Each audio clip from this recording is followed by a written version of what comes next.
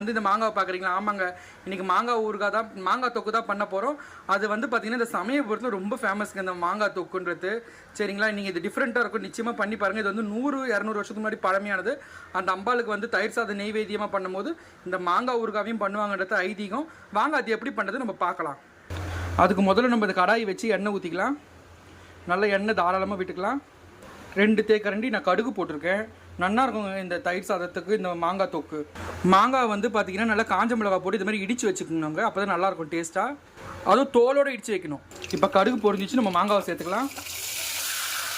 நல்லா மாங்காவை கிண்டிக்கலாம். இப்போ மெயின் மசாலா வந்து பார்த்தீங்கன்னா சாம்பார் பொடி 1 ஸ்பூன் சேர்த்துக்கிறேன். ஆமாங்க, சாம்பார் பொடி தான் போடணும். அதுக்கப்புறம் பார்த்தீங்கன்னா கடுகு வெந்தயத்தை அரைச்சி வச்சிருக்க ஒரு ஸ்பூன் போட்டு அதையும் சேர்த்துக்கலாம். இப்போ எல்லாத்தையும் நல்லா கலந்துக்கலாம். ஒரு 1/2 ஸ்பூன் நாட்டு சக்கரை சேர்த்துக்கலாம். கொஞ்சம் புளி சேர்த்துக்கலாம். இதை பாருங்கள் ஃப்ரெண்ட்ஸ், மாங்காய் ஊறுகாய் ரெடி ஆகிடுச்சு. சமயபுரம் மாங்காய் ஊறுகாய் நல்லா ரெடி ஆகிடுச்சு. இது வந்து 3 நாள் 5 நாளைக்கு வச்சுக்கலாம் ஃப்ரெண்ட்ஸ். அதுக்கு மேலே வச்சுக்க முடியாது. தயிர் சாதத்துக்கு நல்லா இருக்கும்.